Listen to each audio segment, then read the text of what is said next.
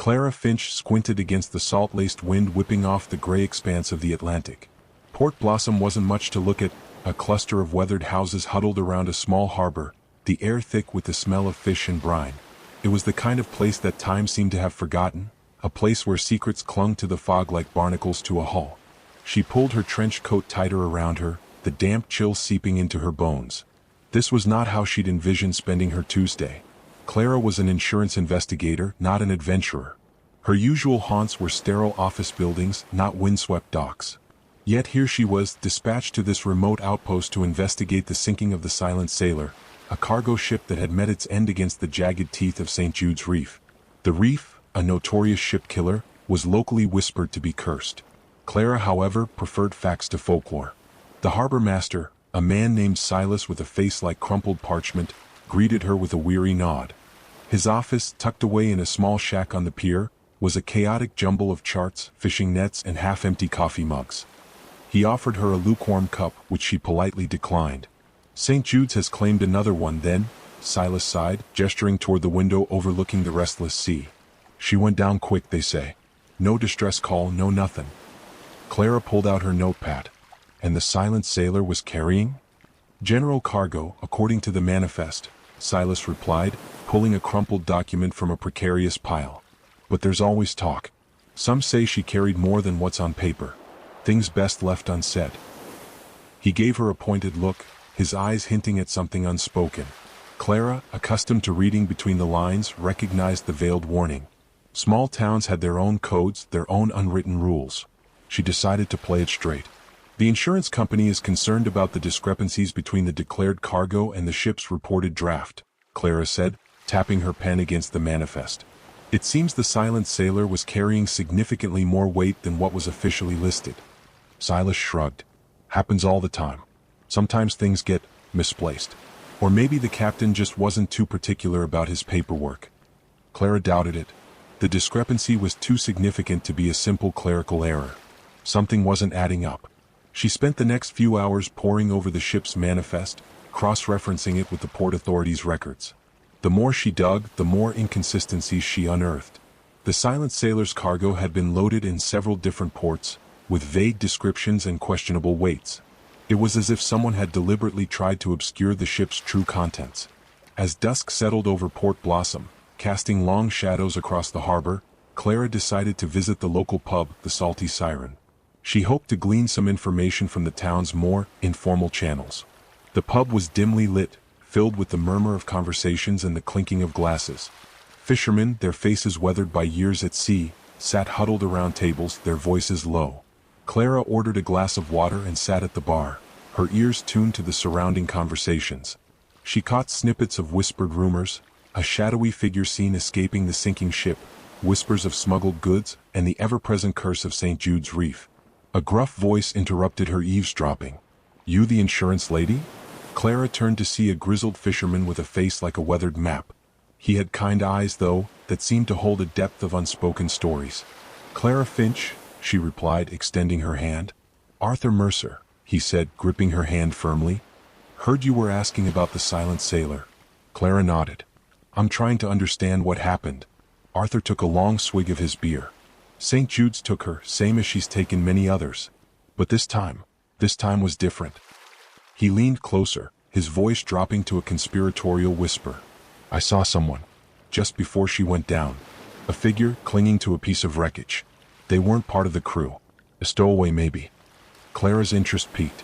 A stowaway? That could explain the weight discrepancy. But why would someone stow away on a cargo ship heading for almost certain doom on St. Jude's Reef? The mystery of the Silent Sailor was deepening, and Clara felt a growing unease. It seemed the curse of St. Jude's might not be entirely supernatural after all. The following morning, the fog hung heavy over Port Blossom, shrouding the town in an eerie silence. Clara awoke with a sense of unease, Arthur Mercer's words echoing in her mind. A stowaway. It was a loose thread, but Clara had learned to tug at even the smallest inconsistencies. They often unraveled the most tightly woven lies. She decided to seek out Arthur again. He was mending nets on the docks, his movements practiced and efficient. He greeted her with a curt nod, his eyes scanning the horizon. "You seem troubled, Mr. Mercer," Clara observed. He grunted. The sea's got a way of making a man think. About the stowaway? Clara asked gently. Arthur's hand stilled on the net. He looked at her, his gaze steady. It ain't natural, a man risking his life like that. Stowing away on a ship bound for St. Jude's, it's like tempting fate. Did you get a good look at them? Clara pressed. Arthur shook his head. Just a glimpse. Too far away to make out any details. But I saw them. Clear as day. Before Clara could question him further, a sleek black car pulled up to the docks. Two men in expensive suits stepped out, their faces grim. They introduced themselves as representatives of the shipping company that owned the Silent Sailor.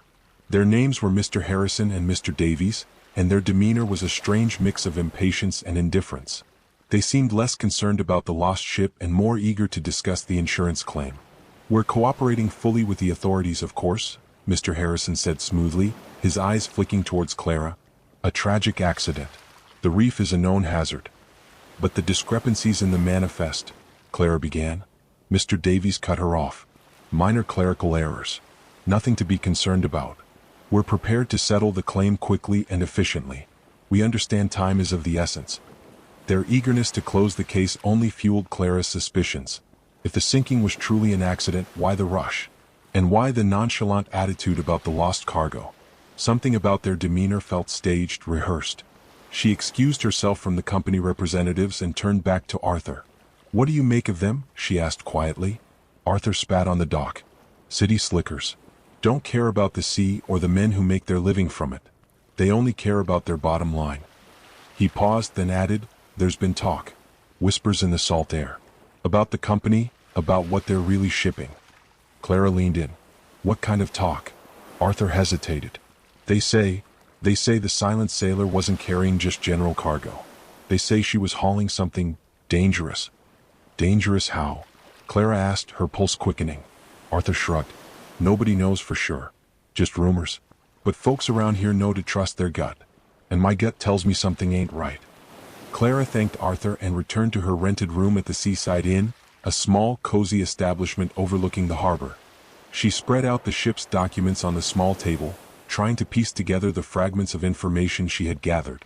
The discrepancies in the manifest, the stowaway, the shipping company's eagerness to settle the claim, the whispers of dangerous cargo. It was a tangled web of inconsistencies, and Clara was determined to unravel it. She spent the rest of the day immersed in the Silent Sailor's records, searching for any clue that could explain the ship's sinking. She discovered a history of minor accidents and near misses, suggesting a pattern of negligence or something more sinister. The Silent Sailor seemed to have a reputation for skirting regulations and cutting corners. Then she stumbled upon something that made her blood run cold. An article buried deep in the local newspaper archives, detailing a heated dispute between the shipping company and the local fishing community over access to lucrative fishing grounds near St. Jude's Reef. The company had been accused of using aggressive tactics to push the fishermen out, threatening their livelihoods. The article mentioned a whistleblower within the company who had threatened to expose their illegal activities, but their name had been redacted. Suddenly, the pieces began to fall into place. The stowaway, the dangerous cargo, the shipping company's eagerness to silence any investigation. Could the stowaway have been the whistleblower? And was the sinking of the Silent Sailor a deliberate act to silence them permanently? The thought sent a chill down Clara's spine. If she was right, she wasn't just investigating an insurance claim anymore. She was uncovering a conspiracy, a cover-up that reached far deeper than the murky depths of St. Jude's Reef. And she had a feeling that the truth, like the sea itself, could be both treacherous and unforgiving. The Seaside Inn's thin walls offered little respite from the mournful cry of the gulls and the rhythmic crash of waves against the shore. Sleep had been a fitful affair, punctuated by unsettling dreams of shadowy figures and sinking ships. Clara rose early, the weight of her suspicions pressing down on her like the heavy fog clinging to Port Blossom. She brewed a strong cup of coffee, the bitter taste a welcome jolt to her weary system. She needed clarity, focus. The puzzle pieces were there, scattered and fragmented, but she sensed a pattern emerging. The shipping company, the stowaway, the fishing community, they were all connected, bound by a web of secrets and lies. Clara opened her laptop and delved deeper into the Silent Sailor's history. She scoured online databases, cross-referencing information, searching for any anomaly, any irregularity that could shed light on the ship's demise. She found what she was looking for in a series of maritime incident reports. The Silent Sailor had a history of near misses, minor collisions and equipment malfunctions. On their own, these incidents seemed insignificant, but taken together, they painted a picture of a ship operating on the edge of safety regulations. The more Clara dug, the more convinced she became that the sinking wasn't simply an accident. The ship's owners, a corporation named Oceanic Transport, had a reputation for cutting corners and prioritizing profit over safety. She found several online forums where former employees had anonymously accused the company of neglecting maintenance and pushing their crews to operate under dangerous conditions. Clara then turned her attention to the supposed stowaway. If they were indeed the whistleblower, their identity was crucial to her investigation. She contacted her sources back at the insurance company, asking them to dig deeper into Oceanic Transport's internal records. She needed names, dates, anything that could link the missing whistleblower to the silent sailor. While she waited for a response, Clara decided to pay another visit to the harbor master. Silas was hunched over a nautical chart, his brow furrowed in concentration. He looked up as she entered, his expression wary. "Back again, Miss Finch?" he asked, his voice tinged with suspicion. "Just a few more questions, Mr. Silas," Clara replied, trying to project an air of casual curiosity. "I'm trying to get a better understanding of the shipping lanes around St. Jude's Reef. It seems like a particularly hazardous area." Silas nodded grimly. "Aye, it is. Claimed many a good ship and many a good man." "Has Oceanic Transport had any other incidents in this area?" Clara asked casually. Silas hesitated, his eyes darting towards the door as if checking for eavesdroppers. "There was an incident a few years back. Another one of their ships, the Sea Serpent, ran aground near the reef. They claimed it was a navigational error, but there were rumors." He trailed off, his gaze fixed on the weathered floorboards. "Rumors of what?" Clara pressed gently. Silas sighed. "Rumors of illegal dumping. They said the Sea Serpent was carrying toxic waste, and they dumped it near the reef to avoid the cost of proper disposal." Clara's heart skipped a beat. Toxic waste. That could explain the secrecy, the cover-up. It also aligned with Arthur Mercer's cryptic warnings about the company's activities. "Did they ever prove anything?" Clara asked, her voice barely above a whisper. Silas shook his head. "No. Oceanic Transport has powerful friends. The investigation was inconclusive. The fishermen protested, but nothing came of it. The company paid off a few officials, and the whole thing was swept under the rug." Just then Clara's phone buzzed. It was a message from her contact at the insurance company. They had found the whistleblower's name, Elias Thorne. He was a former safety inspector for Oceanic Transport who had filed a complaint with the Environmental Protection Agency just weeks before the Silent Sailor sank. His complaint detailed the company's illegal dumping practices and named specific ships, including the Silent Sailor. Clara felt a surge of adrenaline. She finally had a name, a face to connect to the mystery. Elias Thorne, the stowaway, the man who had risked his life to expose the truth. And now he was gone, swallowed by the sea along with the secrets he carried. The weight of silence in Port Blossom suddenly felt heavier, more oppressive. It wasn't just the fog, the damp air, or the mournful cry of the gulls. It was the weight of secrets, the weight of lies, the weight of a truth that desperately wanted to be heard. And Clara Finch, the insurance investigator who had arrived in this quiet coastal town seeking answers, was now caught in the undertow, pulled deeper into a conspiracy that threatened to consume her. Clara felt the weight of Elias Thorne's name settle heavily in her pocket, a tangible piece of the puzzle she was assembling. She hired a local diving team, two brothers named Ben and Finnegan O'Malley, known for their expertise navigating the treacherous currents around St. Jude's Reef. Their small but sturdy dive boat, the Osprey, bobbed gently in the harbor, a stark contrast to the sleek black car that had delivered the Oceanic Transport representatives. "We'll do our best, Miss Finch," Ben assured her, his voice roughened by years of sea air. "But St. Jude's doesn't give up her secrets easily." Finnegan, the quieter of the two brothers, nodded in agreement, his eyes scanning the horizon with a practiced gaze. They set out towards the reef, the Osprey cutting through the choppy waters. The fog had lifted slightly, revealing a sliver of pale sunlight struggling to break through the overcast sky. The dive site was marked by a small buoy, bobbing forlornly above the submerged wreckage. Ben and Finnegan donned their diving gear, the hiss of compressed air a stark reminder of the dangers that lurked beneath the surface. They descended into the murky depths, their underwater lamps casting eerie shadows on the mangled remains of the Silent Sailor. Clara watched anxiously from the Osprey's deck, the rhythmic whir of the dive boat's engine a constant backdrop to the silence. Hours passed, marked only by the occasional burst of static from the diver's underwater communication system. Finally, they surfaced, their faces grim. "We found something," Ben said, pulling off his mask. "Below the waterline on the starboard side. Looks like tampering." Finnegan elaborated, his voice hushed. "Several plates near the keel, they weren't just ripped open by the reef. They were cut. Clean cuts like someone used a torch." Clara felt a chill run down her spine. Sabotage. It confirmed her suspicions. The silent sailor hadn't simply run aground. It had been deliberately sunk. Back in Port Blossom, Clara continued her investigation. She visited the local library, sifting through old newspapers and local historical archives. She learned more about the ongoing feud between oceanic transport and the fishing community. The company's aggressive expansion had pushed many local fishermen out of their traditional fishing grounds, forcing them to compete for dwindling resources. The resentment towards oceanic transport was palpable, a simmering anger that threatened to boil over. She discovered that Elias Thorne, the whistleblower, had been a vocal advocate for the fishermen, speaking out against oceanic transport's practices and demanding stricter environmental regulations. He had even organized a petition to protect St. Jude's Reef from further exploitation. It was clear that he posed a significant threat to the company's operations. Clara returned to the seaside inn, her mind racing. She pieced together the fragments of information she had gathered: the weight discrepancy, the stowaway, the sabotage, the toxic waste rumors, Elias Thorne's whistleblowing activities.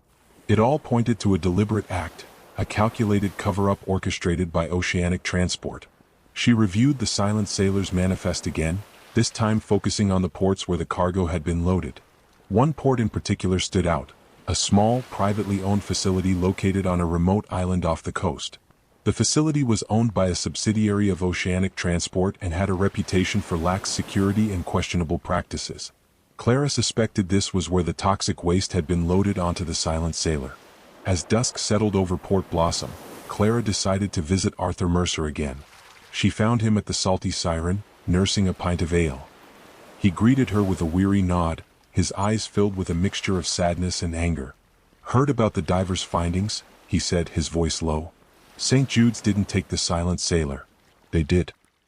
He gestured towards the harbor, where the lights of the Oceanic Transport salvage vessel glimmered in the distance. "They're trying to raise her now, trying to cover their tracks." Clara relayed what she had learned about Elias Thorne and the toxic waste dumping. Arthur listened intently, his face hardening with each revelation. "Elias was a good man," he said quietly. "Tried to do the right thing. And they silenced him." He took a long swig of his ale, his hand trembling slightly. "They've been poisoning our waters for years, destroying our livelihoods, and nobody does a damn thing about it." Clara felt a surge of empathy for Arthur and the fishing community.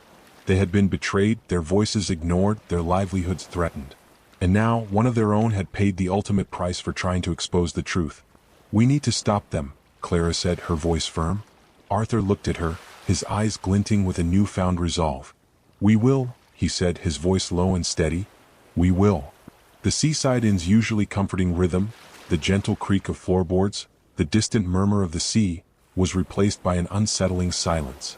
Clara awoke with a start, a vague sense of unease clinging to her like the sea mist that often shrouded Port Blossom. She glanced at the bedside clock, 5:30 a.m. Far too early for the usual harbor activity. Driven by an inexplicable compulsion, Clara pulled on her clothes and headed towards the window. What she saw sent a jolt of adrenaline through her. The harbor, typically sparsely populated at this hour, was a hive of activity.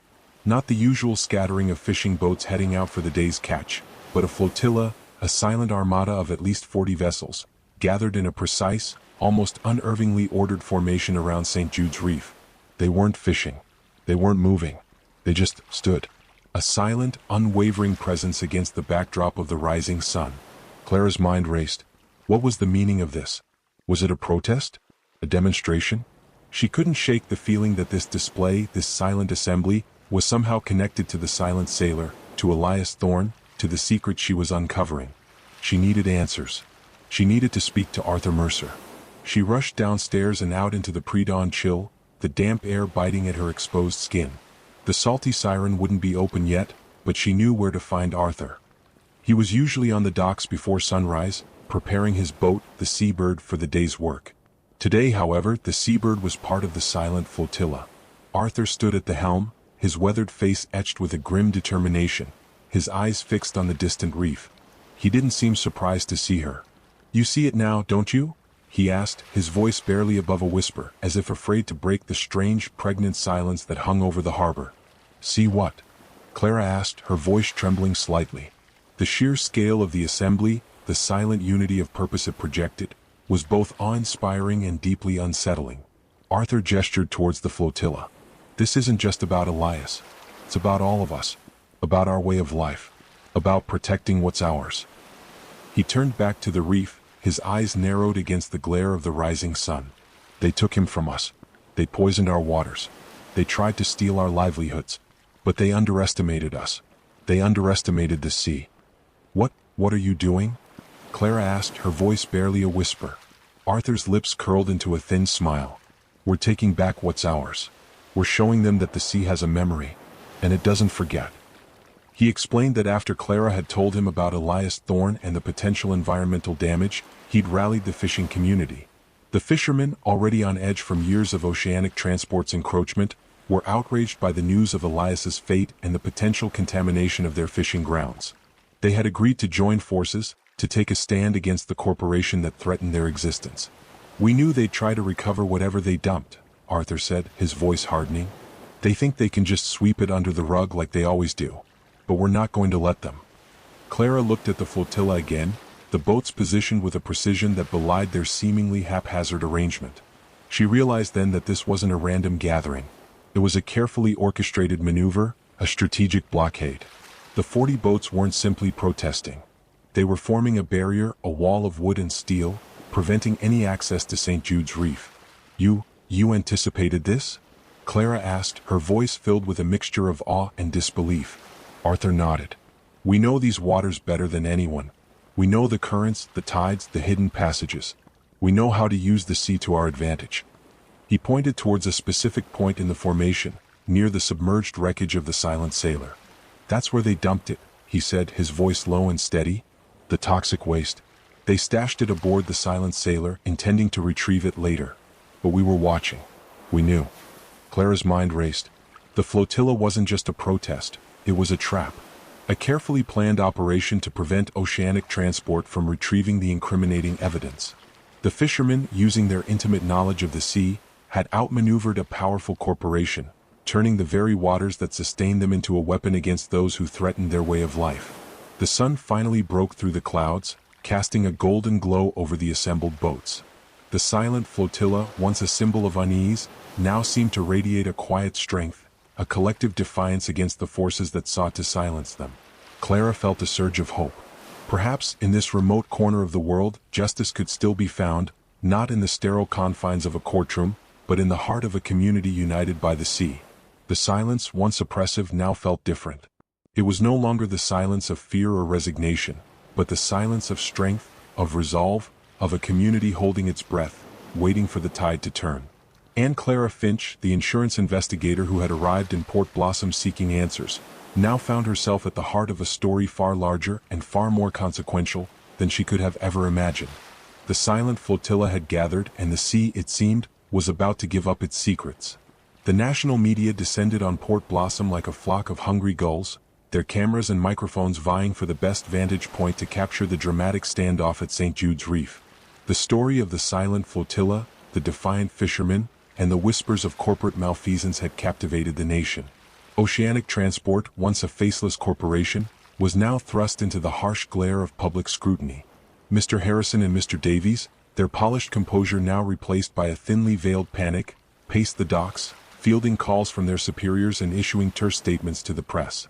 They attempted to downplay the protest, painting Arthur Mercer as a disgruntled troublemaker inciting unrest amongst the local fishermen. They denied any wrongdoing, categorically refuting the allegations of illegal dumping and sabotage. They insisted the Silent Sailor's sinking was a tragic accident, a consequence of the treacherous reef and unforeseen circumstances. Clara watched their performance with a mixture of amusement and disgust. Their carefully crafted narrative, their practiced denials, were crumbling under the weight of mounting evidence. She had spent the previous day compiling her findings, gathering witness statements from the fishermen, and collecting water samples from the area around St. Jude's Reef. She had also obtained copies of Elias Thorne's complaint to the Environmental Protection Agency, a damning document detailing Oceanic Transport's illicit activities. Armed with this evidence, Clara decided to confront the company representatives. She found them huddled in a private room at the Seaside Inn, their faces pale, their voices strained. She laid out her findings, presenting them with the evidence of sabotage, the testimonies of the fishermen, and the details of Elias Thorne's disappearance. "The silent sailor was deliberately sunk, Mr. Harrison," Clara stated, her voice calm and steady. "And Elias Thorne, the man who threatened to expose your illegal activities, was on board." Mr. Harrison's face flushed with anger. "These are outrageous accusations, Miss Finch," he sputtered. "You have no proof. This is nothing more than a smear campaign orchestrated by a disgruntled fisherman." Mr. Davies chimed in, his voice smooth and condescending. "We advise you to tread carefully, Miss Finch. Making false accusations against a reputable company like Oceanic Transport could have serious legal consequences." They threatened her with legal action if she continued her investigation, warning her that she was jeopardizing the insurance claim and potentially harming the reputation of her own company. They offered her a substantial settlement, a thinly veiled bribe to drop the case and walk away. Clara refused. "I'm not interested in your money, gentlemen," she said, her voice firm. "I'm interested in the truth, and I intend to find it regardless of the consequences." She left the room, the weight of their threats heavy in the air. She knew she was treading on dangerous ground, but she couldn't back down now. Elias Thorne deserved justice. The fishing community deserved justice. And Clara Finch, the insurance investigator who had stumbled upon a conspiracy, was determined to see it through. As she walked back towards the harbor, she noticed a group of men in dark suits watching her from a parked car. They didn't try to hide their surveillance, their presence a clear warning. Clara felt a prickle of fear, but she refused to be intimidated. She had come too far to be silenced now. The fishermen, sensing the growing tension, rallied around Clara. They offered their support, providing her with further evidence of Oceanic Transport's illicit activities. They showed her falsified environmental reports, documented instances of bribery and intimidation, and shared stories of the company's blatant disregard for the health of the local ecosystem. Arthur Mercer, his weathered face etched with determination, took Clara aside. "Don't be afraid, Miss Finch," he said, his voice low and reassuring. "We're with you. We won't let them silence you." He handed her a small waterproof package. "This is for you," he said. "From Elias." Clara opened the package. Inside, she found a USB drive and a handwritten note. The note, written in a hurried scrawl, contained a single sentence: "They're poisoning the sea. Tell the world." Clara felt a surge of emotion. Elias Thorne, even in death, was fighting for the truth. And Clara, armed with his final message, was determined to carry on his fight. The tide of deception was beginning to turn, and the truth, like the sea itself, was about to rise to the surface. The pressure mounted with each passing hour. Clara felt it in the furtive glances of the townsfolk, in the hushed whispers that followed her as she walked down the street, in the ominous silence of her ringing phone. The Seaside Inn, once a haven, now felt like a fishbowl, every window a potential viewing point for unseen eyes. The threats began subtly. First, a cryptic phone call in the dead of night, a click, a hiss, then silence. Then a rock thrown through her window, shattering the glass and scattering shards across the floor. Her rental car, parked outside the inn, was vandalized, tires slashed, windows smeared with a thick, oily substance. The local authorities seemed strangely unconcerned, their investigations perfunctory, their assurances hollow. Sheriff Brody, a portly man with a perpetually sweaty brow, dismissed the incidents as the work of local hooligans, his eyes shifting uneasily as he spoke. Clara knew better. The fear, a cold knot in her stomach, threatened to paralyze her. But beneath the fear, a stronger emotion burned: anger. Anger at Oceanic Transport, at their callous disregard for human life and the environment. Anger at the local officials, complicit in their silence and inaction. And anger at herself, forever doubting the truth she had uncovered. Arthur Mercer and the fishing community became her lifeline. They offered practical support, a safe place to stay, transportation, a network of watchful eyes. More importantly, they offered solidarity, a shared sense of purpose that bolstered her resolve. They brought her more evidence. Internal company memos detailing cost-cutting measures that compromised safety, falsified environmental impact assessments, and even photographs of oceanic transport officials meeting with local politicians, their pockets bulging with what looked suspiciously like bribes. The fishing community had been meticulously documenting oceanic transport's transgressions for years, compiling a damning dossier of their illegal activities. They had waited for the right moment to expose the truth, and Elias Thorne's disappearance, the sinking of the Silent Sailor, and Clara's arrival had provided that catalyst. They thought they could silence us, Arthur said, his voice raw with emotion as he handed Clara a thick folder filled with documents. They thought we were just simple fishermen, ignorant of their schemes. But we've been watching them. We've been waiting. He explained that the flotilla, while a powerful symbol of protest, was also a strategic maneuver. The boats weren't just blocking access to the reef, they were also monitoring the salvage operation. Oceanic Transport was desperately trying to raise the Silent Sailor, not to recover the lost cargo, but to retrieve the incriminating evidence of their illegal dumping. The toxic waste containers, Arthur explained, were hidden in a secret compartment beneath the ship's deck, designed to be easily jettisoned in case of an inspection. The fishermen, however, knew about the compartment. They had been tracking the Silent Sailor's movements, monitoring its cargo, anticipating this very moment. Clara spent hours poring over the documents Arthur had provided, piecing together the complex web of oceanic transport's deceit. She discovered a shell corporation, registered in a tax haven, used to funnel funds to local officials and silence potential whistleblowers. She found evidence of systematic environmental violations, years of illegal dumping that had contaminated the waters around St. Jude's Reef, impacting the local fishing industry and potentially endangering the health of the entire ecosystem. The more she learned, the more she realized the depth of the corruption. Oceanic Transport wasn't just a negligent corporation. They were a criminal enterprise, operating with impunity, protected by a network of complicit officials and powerful allies. The pressure intensified. Her phone calls were intercepted, her emails hacked. She received anonymous threats, veiled warnings to drop the investigation, to leave Port Blossom, to forget what she had seen and heard. The sense of being watched, of being followed, became a constant companion. She felt isolated, vulnerable, trapped in a town where the lines between friend and foe were increasingly blurred.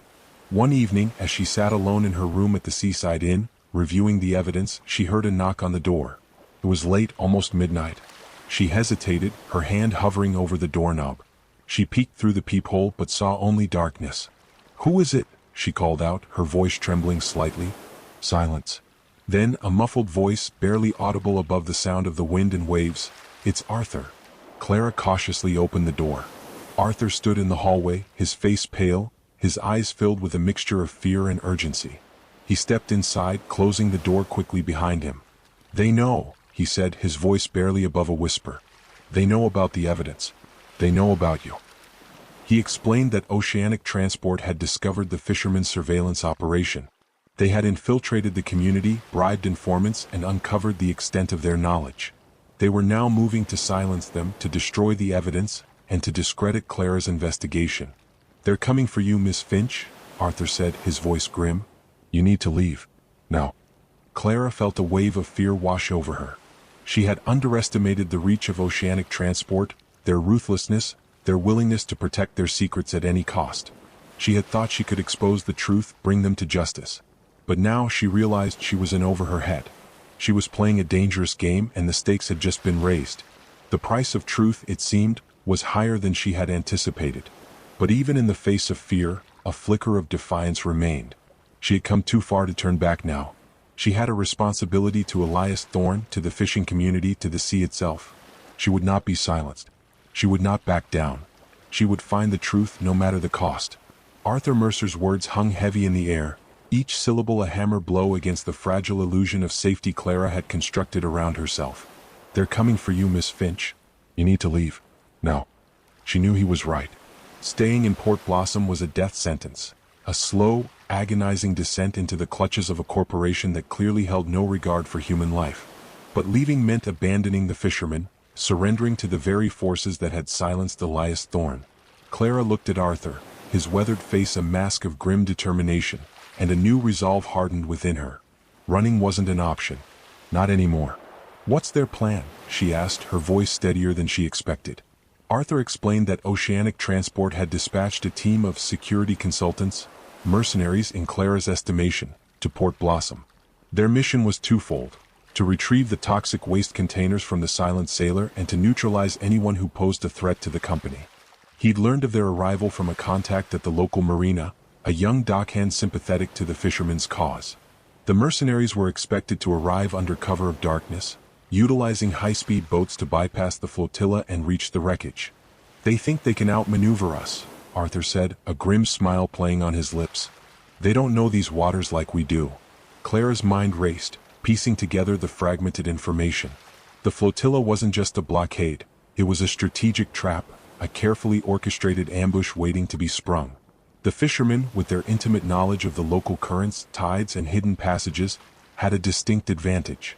They knew the reef like the back of their hands, while the mercenaries would be navigating blind, relying on outdated charts and faulty intel. "What do you need me to do?" Clara asked, her voice ringing with a newfound conviction. She was no longer just an insurance investigator. She was a participant, a player in a high-stakes game of cat and mouse, where the fate of a community and perhaps even her own life hung in the balance. Arthur outlined his plan.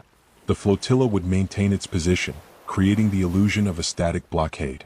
Under cover of darkness, however, several smaller, faster boats would break away from the main formation, taking up strategic positions around the wreckage of the Silent Sailor. These boats, manned by experienced fishermen, would act as interceptors, harassing and delaying the mercenaries while Clara documented their activities. "The media is here, Miss Finch," Arthur said, his eyes glinting with a hard-won wisdom. "The world is watching. We need to expose them, show everyone what they're really up to." Clara understood. The evidence she had gathered, the documents, the testimonies were damning, but they needed visual proof, irrefutable documentation of Oceanic Transport's illegal activities. She needed to capture the mercenaries in the act, retrieving the toxic waste containers from the Silent Sailor. That would be the smoking gun, the undeniable proof that would force the authorities to finally take action. As darkness enveloped Port Blossom, the flotilla remained in position, a silent sentinel guarding the secrets of St. Jude's Reef. Under the cover of night, however, a smaller fleet of fishing boats, their engines muffled, slipped away from the main formation, disappearing into the shadows. Clara, equipped with a night vision camera and a satellite phone, joined Arthur on the Seabird, their small boat cutting through the choppy waters towards the designated rendezvous point. The tension was palpable, thick and heavy like the sea air. The rhythmic thrum of the Seabird's engine, the gentle rocking of the waves, the distant glow of the flotilla lights, these familiar sounds and sights now carried a different weight, a sense of impending confrontation. Hours passed, marked only by the occasional crackle of static from the radio and the whispered updates from Arthur's contacts within the flotilla. Then a message came through, "They're here." Two high-speed inflatable boats, their engines roaring, emerged from the darkness, heading straight for the wreckage of the Silent Sailor.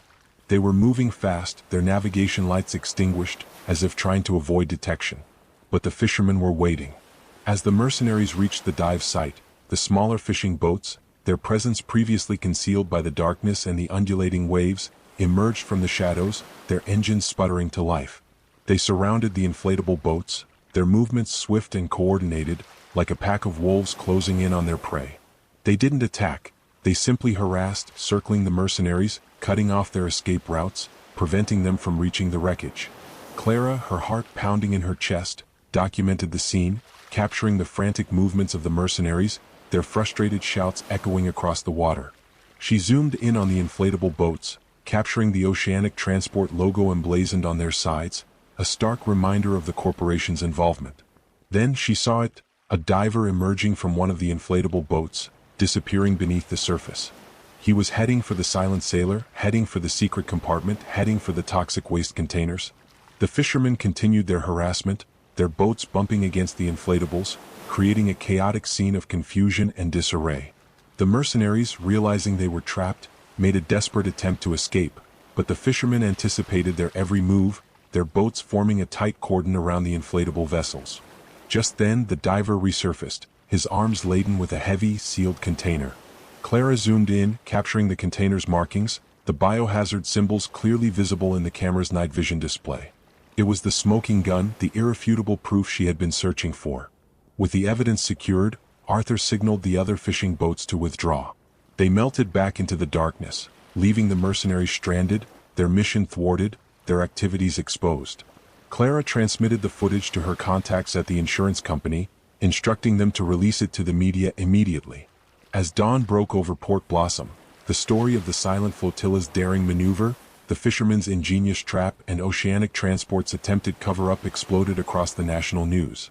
The images of the mercenaries, caught red-handed retrieving the toxic waste containers, became a symbol of corporate greed and corruption. The authorities, spurred by the overwhelming public outcry, finally took action. Oceanic Transport's offices were raided, their executives arrested. The local officials who had been complicit in their scheme were exposed and brought to justice. The waters around St. Jude's Reef were declared a protected zone, and a comprehensive cleanup operation was initiated. The fishing community of Port Blossom, once silenced and marginalized, had found their voice, their collective action a testament to the power of unity and the enduring strength of those who live by the sea. Clara Finch, the insurance investigator who had arrived in this quiet coastal town seeking answers, had played a pivotal role in exposing the truth, unveiling a conspiracy that reached far beyond the murky depths of St. Jude's Reef. The silent flotilla, its purpose revealed, had achieved its objective. The sea had given up its secrets and the tide finally had turned.